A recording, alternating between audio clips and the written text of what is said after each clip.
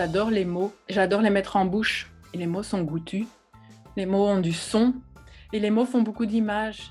La langue est belle, c'est presque une gourmandise aussi parfois, l'écriture. Pourquoi et comment décide-t-on un jour de devenir auteur ou autrice ? Y est-ce seulement une décision, ou bien plutôt une pulsion, le résultat d'un processus irrépressible ? Et puis c'est quoi finalement la vocation ? Avec Alinéa, un podcast créé par Bella, le site de la création et de ses métiers en Fédération Wallonie-Bruxelles, nous partons à la rencontre d'auteurs et autrices belges francophones qui se confient sur leur rapport à l'écriture, ses origines et la place que celle-ci prend dans leur vie et dans leur quotidien. Pour ce 3e numéro, rendez-vous avec Anne Herbots, qui le temps d'un coup de fil, revient pour nous sur son rapport à l'écriture.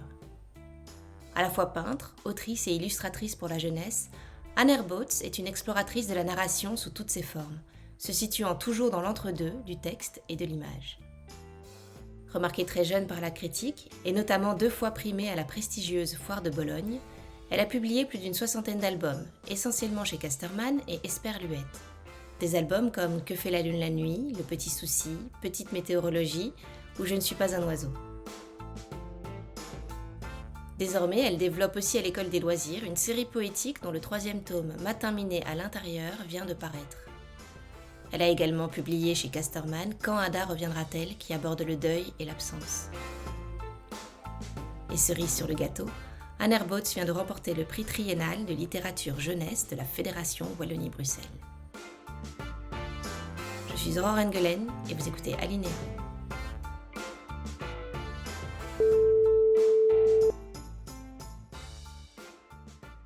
Bonjour Anne. Bonjour. Alors, j'ai une première question. Est-ce que vous écrivez en ce moment ? Là maintenant tout de suite non.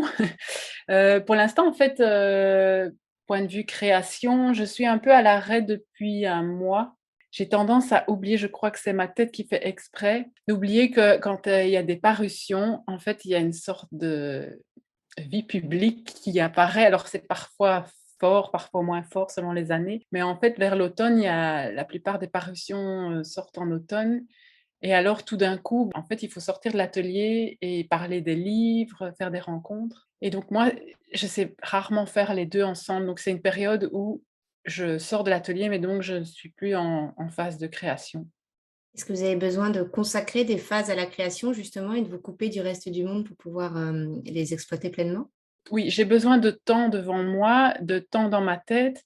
Alors me couper du monde, pas vraiment. J'ai eu des périodes dans ma vie où j'ai vraiment pu assez bien m'isoler parce que je vivais seule. Là, j'ai une vie de famille, donc je peux plus me couper complètement du monde, mais j'ai quand même un rythme, où je travaille à l'atelier et aussi, par exemple, il y a des jours où je choisis de ne pas ouvrir mon courrier parce que sinon on est de nouveau plongé dans pas une administration, mais quelque chose qui nous empêche d'aller loin à l'intérieur de soi pour être concentré en fait sur ce qu'on veut faire et donc où ça s'est confirmé et réaffirmé, c'est pendant le confinement où j'ai eu, en fait, j'ai fait 4 livres et j'étais bien, j'étais tellement bien avec mes livres. Alors le monde extérieur était un peu angoissant et il y avait des choses, un peu sombres à l'extérieur, mais quand il y a des périodes un peu difficiles, en fait, ma tête me sauve, c'est-à-dire que j'ai une surproduction, de créativité. J'ai ma tête qui produit énormément de choses. J'ai une sorte de fébrilité créative. C'est comme si ma tête me donnait, plein de choses pour contrer, l'extérieur et donc c'était assez jubilatoire parce que j'ai réussi aussi à sortir tout ce que ma tête produisait. J'ai eu beaucoup de temps, j'étais coupée un peu des sollicitations extérieures, j'avais plus de déplacements et c'est vrai que, par exemple, les déplacements, les rencontres, on doit changer notre façon de fonctionner, on parle plus à soi, on parle à l'extérieur. Là, on me demande de parler de mes livres ou de mon travail, donc je dois un peu essayer d'arrêter ma pensée pour voir comment expliquer un peu comment je fonctionne et donc c'est comme si on devait figer sa pensée et en fait, il faut pas le faire trop souvent parce que la pensée, c'est quelque chose qui est tout le temps en mouvement, qui est un peu non saisissable. On essaie un peu de la happer, de la bloquer pour essayer de comprendre comment on fonctionne. Alors c'est bien de temps en temps, c'est intéressant aussi, c'est intéressant d'analyser son travail, mais quand c'est trop souvent, un, on se répète, 2, ça a plus d'intérêt et surtout, en fait, ça demande énormément d'énergie de remettre en route cette espèce de l'ectoplasme de pensée qu'il y a dans notre tête et voilà, donc c'est pour ça que je fais attention de pas trop accepter de rencontres, de conférences, de sorties extérieures parce que ça prend énormément d'énergie, en fait. On va revenir, ultérieurement sur la façon dont vous accueillez cette pensée et dont vous la pliez au temps et dont vous vous organisez. Mais pour commencer, j'aimerais revenir, sur, les débuts, les origines. Est-ce que vous vous souvenez de la première fois où vous avez écrit ou en tout cas, produit, une histoire ou quelque chose qui s'en approchait? Hem Non, je ne sais pas. En fait, je pense que les enfants, on se racontent beaucoup d'histoires et que j'ai dû me raconter des histoires, j'ai dû faire des tentatives de livres parce que j'ai eu la chance d'être plongée très, très tôt dans les livres. Après, quand j'ai décidé de m'orienter vers le livre dans les études, j'ai fait l'Académie des beaux-arts de Bruxelles en supérieur dans l'atelier d'illustration de bande dessinée. J'avais pas du tout l'idée de devenir auteure et illustratrice. Pour moi, c'était juste un atelier où j'ai rencontré, une personne qui est Anne Kevy, qui est la chef d'atelier et qui, lorsque j'ai été me renseigner sur cet atelier-là, m'a parlé, du rapport entre le texte et l'image et j'ai été éblouie. J'ai vraiment senti qu'il y avait quelque chose là, avec énormément de choses qui pouvaient se passer. Moi, j'étais vraiment entre le texte et l'image, je pense déjà dans ma tête puisque j'aimais beaucoup lire et j'avais fait beaucoup de dessins, mais je voulais pas faire que du dessin. Et je voulais pas faire de l'étude de la littérature. Et donc dans cet atelier, je pouvais marier les 2 sans faire de l'analyse de texte et sans faire que du dessin. Et j'ai fait mes 4 années parce que ça paraissait tellement pas probable d'être publié. Le but, c'était juste que c'était magique de travailler le livre. Et c'est par hasard que, par mes jurys extérieurs, j'ai rencontré quelqu'un de chez Casterman et puis, ça s'est fait et après j'ai eu d'autres éditeurs. J'ai pas pu réfléchir, j'ai pas pu hésiter, j'ai commencé, directement à publier et voilà, mon parcours s'est fait. Mais j'ai pas fait d'études pour être, une auteure illustratrice. Comment est-ce que vous considérez, l'écriture et la création? Est-ce que pour vous c'est un travail, un métier, un art, une passion? Je dirais plus un art. C'est pas qu'une passion et c'est pas un métier parce que ça dépasse ça. Moi, je pense que c'est un peu une nécessité et je pense que l'art, c'est une nécessité. C'est très difficile à expliquer ce que c'est. Je pense que tant que j'ai besoin d'écrire et j'appelle l'écriture, moi, comme je travaille l'album et le texte et l'image, je suis à la fois auteur du texte et auteur de l'image. J'écris avec le texte et l'image. Donc quand je parle d'écriture avec le texte et l'image. Tant que j'ai besoin d'écrire, j'écris et c'est cette forme-là qui s'impose et parfois j'essaye d'autres formes. J'ai fait un peu de films d'animation, j'ai fait ce que j'appelle des espaces narratifs, mais tout ça, c'est des choses autour qui nourrissent en fait, le travail central qui est le livre. Mais voilà, c'est plus qu'un métier dans le sens où je ne peux pas ne pas le faire et je ne le fais pas pour vivre, mais plus comme, un besoin. Je pense que c'est ça qui me tient debout aussi dans le monde, c'est l'écriture et c'est la seule chose que je fais bien, je crois, assez bien. Ou en tout cas, j'essaye de bien le faire. En fait, j'essaye surtout d'être la plus juste possible, mais je fais pas grand-chose d'autre bien. Je voudrais revenir un petit peu sur la place et le temps que l'écriture et la création prennent, dans votre vie et pour commencer, vous m'avez parlé un petit peu des phases d'alternance entre le fait de parler de vos livres et le fait de les faire, mais est-ce que vous écrivez souvent quand vous êtes en phase de création? Alors moi, j'ai un drôle de fonctionnement, et j'ai toujours travaillé comme ça dans le sens où depuis que je fais le livre. En fait, j'ai beaucoup peint et dessiné et exploré vraiment énormément de facettes des arts plastiques. J'ai fait une formation parallèlement à l'école, en cours du soir, en arts plastiques de 8 à 18 ans. Donc j'ai vraiment eu du temps pour explorer plein de matières. J'ai fait plein de stages et donc j'ai un peu acquis un vocabulaire graphique à ce moment-là. Et donc quand j'ai commencé à travailler le livre en soi aux Beaux-Arts, c'était plus la question du: «Qu'est-ce que c'est un livre? Qu'est-ce que c'est le rapport entre un mot et une image?» Et j'utilisais tout ce bagage pictural avec moi pour travailler le livre. Et donc en fait, plus j'avance dans le temps, plus je me rends compte que mes livres ont l'air assez peints, l'image est fort présente et donc on a peut-être une idée que je passe énormément de temps sur les images. En fait, je travaille très, très vite et donc mon travail d'atelier en tant qu'atelier peinture ou, art plastique, par rapport au temps du livre est assez bref et je fais aussi très peu de crayonnage. En fait, j'en fais pas du tout, je fais un chemin de fer parce que pour moi, quand on connaît trop, l'image à l'avance, ce qu'on veut faire, il y a une sorte d'application de l'image après et qui fait qu'on est moins juste On n'est plus maladroit quand on prépare pas, mais on est plus juste dans la maladresse. Et aussi, il y a pas un ennui où on sait déjà ce qu'on va faire. Donc en fait, je sais ce que je veux mettre dans l'image, je prends des notes pour ça. Quand je peins, tout n'est pas établi. Je sais ce qui doit être dans l'image, mais j'ai encore une liberté d'aller rajouter des choses et donc des strates de lecture qui n'étaient pas prévues. Donc je prépare peu mes images, mais je sais très bien ce que je dois mettre. Il y a un plaisir de l'image, il y a un plaisir pictural qui est nécessaire et essentiel, mais je ne choisis pas de faire un livre par rapport à ce que j'ai envie de faire comme technique, mais la technique va toujours servir le livre, c'est-à-dire que c'est comme un langage. Et donc souvent, je ne sais pas du tout à l'avance vers où je vais aller, et c'est que quand je conçois le livre que je vois, ah oui, donc ça va être plutôt comme ça, et je sens en fait les choses, je sens ce que j'ai besoin, comme quand je vous parle maintenant, je choisis des mots pour essayer de dire les choses. Et bien là, je choisis des outils, à la fois de texte et d'image, pour essayer de dire ce que j'ai besoin de dire. Et donc, la partie peinture, entre guillemets, la partie art plastique est très brève, mais plus j'avance aussi en âge, plus la gestation du livre elle est longue. Il peut y avoir plusieurs livres en gestation en même temps, mais je peux ne faire qu'un livre, ou alors c'est des choses très, très différentes, je ne fais qu'un livre à la fois. Il y a une espèce d'inconfort parce que quand on est dans le faire, quand on est dans l'atelier, on fait avec les mains, donc on peut utiliser son corps pour sortir les choses. Mais quand on est en préparation du livre, en gestation, en fait, on peut juste se transporter avec le livre et on ne peut pas trop non plus se distraire. Parfois, c'est au point que quand un livre est là, mais il n'est pas encore bien établi, parfois, une promenade en forêt peut être trop distrayante et je ne peux pas bousculer le livre qui est en train de se mettre en place. C'est comme une sédimentation, c'est comme si on secouait la bouteille. Donc, il y a des moments où il faut attendre et on ne peut pas faire grand-chose. Et là, c'est assez inconfortable parce qu'on doit attendre la sédimentation. Et puis, quand la sédimentation se fait, alors là, je commence à écrire les choses du livre. Et alors, ça devient étrange, c'est que j'écris les choses, je mets en place le temps du livre avec le chemin de fer, mais aussi je prends presque des notes écrites pour l'image. En fait, l'image devient le texte devient l'image, parce que les deux sont toujours pensés dès le départ ensemble. Je ne sais pas séparer le texte et l'image. Même si j'écris un texte où je prends déjà des notes, où je sais l'image apparaît déjà.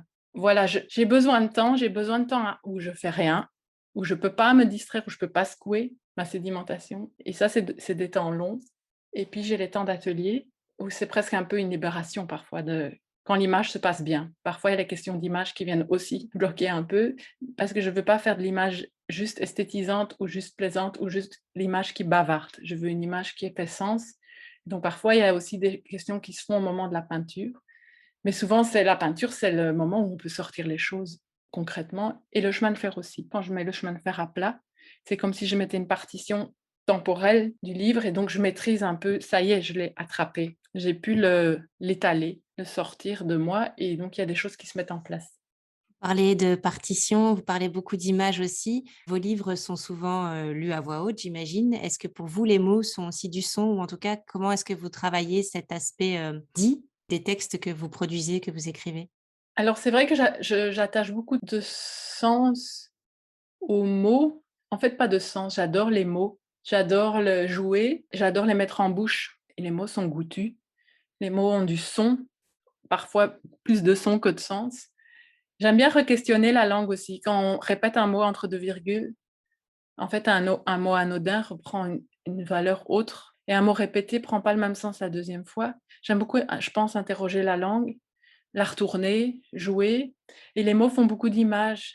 Je suis pas du tout musicienne, je ne lis jamais mes textes à voix haute, c'est dans ma tête, mais j'accorde beaucoup d'importance à la scansion du texte, à comment il vient, comment il s'écoule, et aussi au fait qu'il ne soit pas non plus trop suave. Quand les choses commencent à devenir trop presque faciles ou trop attendues, tac, je mets une assonance ou quelque chose qui fait que ça va casser et donc réveiller le lecteur et faire retomber dans la langue. Ce que j'appelle le rugueux aussi, donc il faut tout le temps jouer sur j'emporte la lecture et puis tout à un moment ça devient dissonant et on réinterroge le texte. Donc sans être musicienne, je pense que je joue beaucoup la sonorité de la langue et j'aime beaucoup questionner le sens des mots, qu'est-ce qu'ils veulent vraiment dire.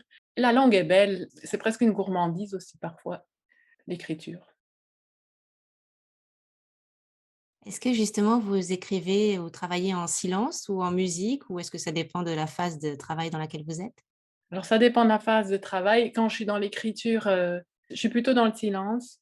Je mets rarement de la musique choisie. Quand je mets quelque chose, souvent c'est France Culture en fond parce que j'ai un problème de temps, c'est que quand je travaille, j'ai aucune notion du temps et parfois ça me fait peur parce que je ne sais pas, où je suis dans le temps et donc en fait, France Culture, j'écoute à moitié. Par exemple, quand je peins, je suis concentrée sur mon livre, mais je peux avoir une sorte d'écouter en même temps quelque chose qui est en plus souvent des choses qui me nourrissent. Parfois, j'arrête et j'écoute ou je prends des notes de ce qui se passe, mais c'est pas très souvent, en fait, que je mets la radio et je mets France Culture pour avoir aussi, je sais: «Ah, il est 11 heures et je travaille principalement le matin. Si je me remets à travailler vraiment à l'atelier l'après-midi, ce que je fais n'est pas très bon. Quand c'est vraiment intense, ça me vide. Je suis très, très fatiguée, même l'après-midi, je peux pas faire grand-chose d'intelligent.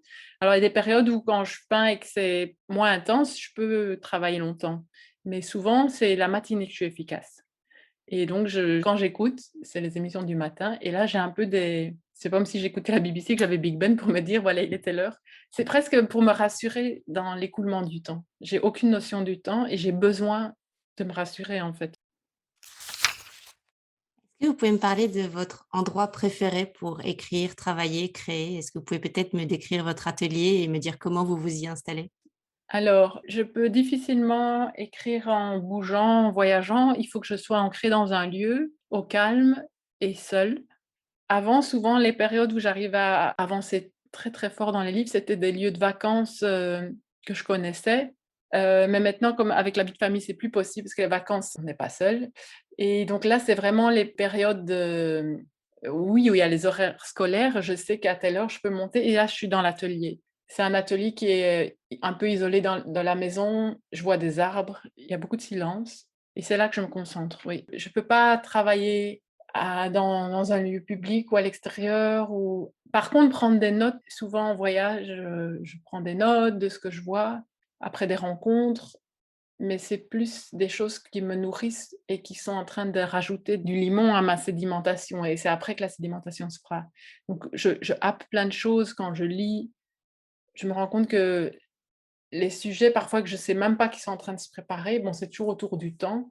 Je prends des choses qui tout d'un coup, ressortent parce que c'est autour de ça que ma tête est en train de tourner et parfois, c'est comme ça que je me rends compte que ce sujet-là ressort de plus en plus parce que chaque fois que je tourne autour de ça, il y a quelque chose qui se passe où je c'est comme si tout d'un coup, on voit un caillou dans un amas de cailloux et on dit: «Ah, celui-là, il est joli. Pourquoi celui-là alors que tous les cailloux se ressemblent?» En fait, c'est comme ça que ça se passe, c'est qu'on choisit certains cailloux, on ne sait pas pourquoi, après on comprend. Quels sont vos outils et notamment vos outils d'écriture? Est-ce que vous écrivez à la main ou sur un clavier? Est-ce que vous avez des carnets que vous avez tout le temps avec vous, un stylo fétiche ou quels sont vos outils? Alors moi, je voulais être très ordonnée, donc je me dis: «Il faut des carnets et noter dans les carnets». Ça marche jamais parce que en fait, là, je crois que j'ai à peu près 10 carnets entamés. Du coup, je dois mettre plein de petits post-it pour retrouver des fils où j'ai parfois plusieurs notes pour un même livre dans plusieurs carnets séparés et alors ce qui se passe, c'est qu'en fait, je n'ai jamais le carnet près de moi quand je dois écrire, donc en fait, j'écris sur des petits bouts de papier. Alors de temps en temps, je m'en sors plus et je me rassemble mes petits bouts de papier avec des pinces à linge, j'adore les pinces à linge et puis à un moment, je me dis: «Oh, bon maintenant je vais ranger», donc je colle mes bouts de papier dans mes carnets qui deviennent, en fait des espèces d'accordéons ouverts parce ils sont trop épais, mais sinon je retrouve plus rien et donc je colle mes notes, donc c'est des doubles carnets presque puisqu'il y a du papier collé sur, les pages du carnet et donc je ne suis pas du tout, ordonnée ou régulière mais j'ai besoin en fait de carnet pour retrouver les choses et pouvoir retourner dedans. Alors, j'écris plutôt à la main, mais très vite je tape le texte et c'est là que en fait, c'est comme si je débroussaillais. On ne peut pas avoir 3 mots, à moitié mal écrits l'un au-dessus de l'autre, donc je fais un peu des choix déjà. Donc c'est comme si je mettais au net, un premier jet et après j'imprime et je retravaille le texte imprimé, je le reviens sur l'ordinateur pour le corriger et donc là, maintenant, en plus des cahiers, j'ai un classeur où je range, enfin je stocke plutôt que je range. J'empile, tous les textes imprimés ou les notes ou des articles, je trouve, ou parfois même des images et donc maintenant, je dois aller aussi dans des classeurs pour avancer et en fait, chaque fois, je me dis: «Bon, là, il y a un livre, là, il y a un livre, il y a un livre», mais je ne peux pas dire: «Ah maintenant, je vais faire les livres dans l'ordre où ils sont classés». En fait, les livres, continuent à avancer dans la tête et ils s'imposent. Il y a pas du tout de logique de je vais respecter l'ordre des carnets et faire les livres. D'abord, je ne pourrais pas faire tous les livres que j'ai dans mes carnets. Il faudrait que j'ai 3 vies et puis il ne faut pas trop presser les choses. Il faut que le livre ait le temps de mûrir avant de le déployer à l'extérieur. Il faut faire des choix.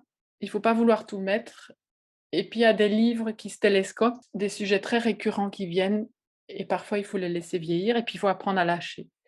Et donc il y a des choses que je perds, mais j'aime bien retourner dans les carnets pour, retrouver des pensées et parfois ça redéclenche, tout d'un coup ça provoque la sédimentation, je dirais. Et donc les carnets servent aussi à ça. Et j'ai aucune mémoire, ni des noms, ni des choses. Et donc parfois j'ai complètement oublié, mais c'est toujours à l'intérieur, mais ça réveille en fait. Ça réveille des choses qui sont là et que j'arrivais pas à happer, à sortir, à toucher en fait dans ma tête. Cette image de la sédimentation est très parlante. J'imagine que l'écriture, la création est quelque chose qui vous obsède même en dehors des moments où vous travaillez. Est-ce que c'est quelque chose qui peut vous réveiller la nuit ou qui peut vous tomber dessus au milieu d'une conversation ou d'une promenade en forêt?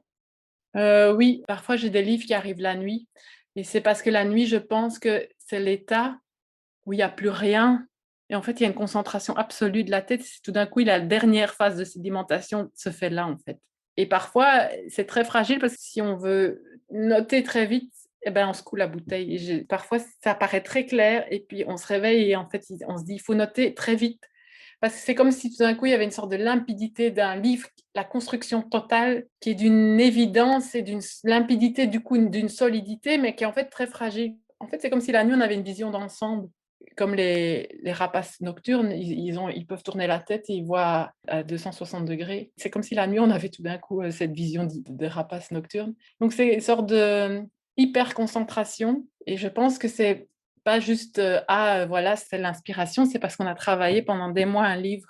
En fait, on a mis du limon pendant des mois, on a avalé des tas de trucs et la sédimentation était en train de se faire et c'est vrai que parfois oui, tout ce que je vois en journée peut faire, les rencontres, écho. J'ai tendance à pas toujours bien écouter les gens ou je pars vite en fait dans ma tête quand j'entends des choses et donc je suis plus tellement ce qui se passe à l'extérieur, mais je continue, dans ma tête. Quand j'étais petite, on disait toujours que je sautais du coq à l'âne, mais je pense que ça je n'ai pas du tout guéri l'affaire. Mais ma façon d'écrire en fait est un peu coq à l'âne, c'est-à-dire que je fais des liens parfois très loin pour moi et en fait je les ressors dans les livres d'une façon où le lecteur peut me suivre sur certains fils. C'est une des grandes libertés du livre. On fait ce qu'on veut, on n'est pas scientifique et on peut faire des liens comme on veut, très loin, qu'on pourrait appeler d'une certaine forme poétique, dans le sens où poème, ça veut dire faire, créer. Faire les liens, c'est aussi reconstruire des choses en regardant les choses d'une autre façon. Et parfois, je dois un peu me protéger, c'est que je vous disais que quand j'étais en période de gestation, je pouvais pas trop me distraire et j'ai la même chose avec, je pense qu'avec l'âge, j'y arriverai peut-être, mais quand je vais voir des choses, culturelles, en fait, parfois ça stimule trop, ça nourrit trop, ça stimule trop, ça réactive trop et ça perturbe, une concentration sur un de mes livres et donc j'ai parfois peur d'aller voir des choses, de trop voir et presque de consommer des choses extérieures culturelles parce que ça va trop stimuler et secouer, les choses intérieures et donc je m'empêche parfois d'aller voir des choses, oui, pour pas me bouleverser ou m'émouvoir, remuer tout. Ça, j'ai pas encore appris à faire la part des choses. J'ai une dernière question, Anne. Pourquoi écrivez-vous? Hem, c'est ma façon d'être, ici dans le monde peut-être. Je crois que je serais malheureuse, c'est un besoin, j'ai trouvé une forme d'expression qui me convient très, très bien. Je pense que je pourrais pas ne pas. Et je ne sais pas si ça va être toute ma vie parce que l'idée de: «Ah, je serai, jusqu'à la fin de mes jours», non, j'écrirai tant que j'ai des choses à dire, en fait. J'écrirai tant qu'il y a quelque chose, tant que j'ai du limon, tant que j'ai des choses qui se sédimentent et bon, par la force des choses, ça fait, je crois 25 ans que je fais du livre. Par rapport au début, je pense que je sédimente de mieux en mieux. Je connais le livre, c'est une deuxième langue, en fait. C'est presque, même plus une question, c'est que beaucoup de choses passent par là, mais toujours je réinterroge les choses. Le danger, ce serait de s'enfermer dans un style, dans une forme. Il y aurait un ronronnement qui n'est plus du tout il y aurait plus du tout ce rugueux et je pense qu'il faut se mettre en danger, c'est peut-être un peu prétentieux, mais toujours aller chercher sur le bord pour réinterroger ce qu'on fait, ce qu'on dit, pour être juste. Oui, l'idée, c'est pas de correspondre à soi. L'idée, c'est juste de dire les choses de soi à l'extérieur, mais c'est pas l'idée qu'on corresponde à. Je réfléchis jamais: «Ah, je vais faire un livre de Anne Herbaut». Je réfléchis pas du tout à ça, je réfléchis pas du tout à la forme extérieure. Je peux pas dire que je m'occupe pas du lecteur, mais d'une certaine façon, oui. C'est-à-dire que je fais attention au lecteur dans le sens où je veux faire un livre le plus juste possible, je veux dire les choses. Je fais un livre le plus juste possible, je conçois le livre comme un tout, je fais une sorte de corps à corps avec le livre et après le livre, il va s'envoler et on va voir où il va voler, s'il va voler large ou s'il va voler. Et souvent, les livres où on attend le moins, on se dit: «Ouh, ça va être peut-être un livre difficile», eh bien, j'ai eu l'expérience plusieurs fois que c'est ces livres-là qui, parfois, touchent le plus de monde, le plus large. Donc moi, c'est juste un besoin, j'écris et j'écris le plus juste possible et j'essaye aussi de pas trop écrire parce que j'ai plein d'envie, mais je sais que trop, il faut faire des choix. Ça fait partie de l'écriture, d'enlever aussi. Pour moi, j'écris plus en enlevant qu'en posant les choses. Merci beaucoup Anne. Merci. Merci mille fois à Anne Herbaut de s'être confiée pour Alinéa sur sa vocation, son rapport à l'écriture et la place que celle-ci prend dans sa vie.